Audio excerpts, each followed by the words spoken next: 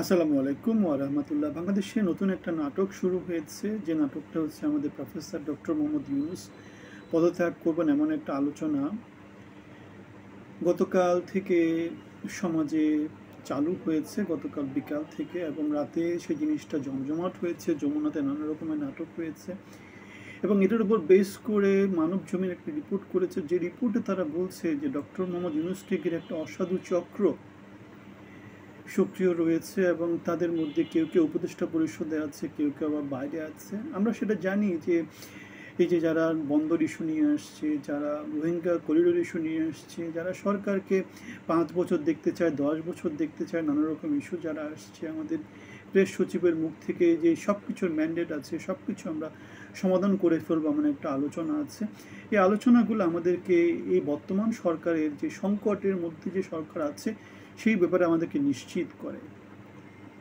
Doctor Mohammad Yunus এই সংকটের কথা ভেবেই হয়তো বা তিনি তার যে পাওনাগুলা, যেমন ট্যাক্স ব্যাট, ওগুলো মওকুফ করে নেওয়া, এই ইস্যুগুলো তিনি আগে থেকে সলভ করে ফেলেছেন। কেন, স্বাভাবিক, আমাদের দেশটা যেহেতু অভাবে, এখানে নানা রকমের লুবি লোকজন, নানা রকমের স্বার্থান্বেষী লোকজন নিজেদের স্বার্থ আদায় করার জন্য অসাধু উদ্দেশ্যে নানা রকমের কার্যক্রম হাতে নেয়।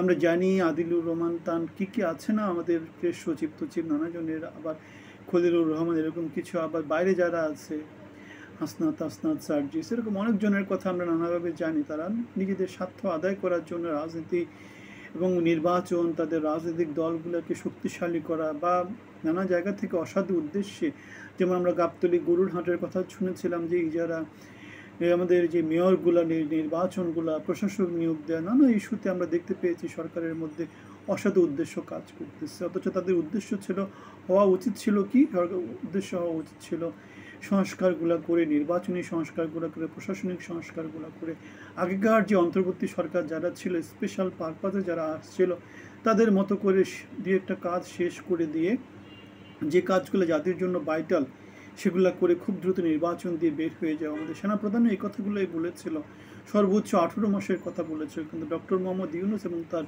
উপদেষ্টা পরিষদ এবং এনসিপি যারা আছে, তাদের অসাধু উদ্দেশ্যের জন্য এখন বাংলাদেশ সংকটে পড়ে গেছে, সংকট ঘনীভূত হচ্ছে।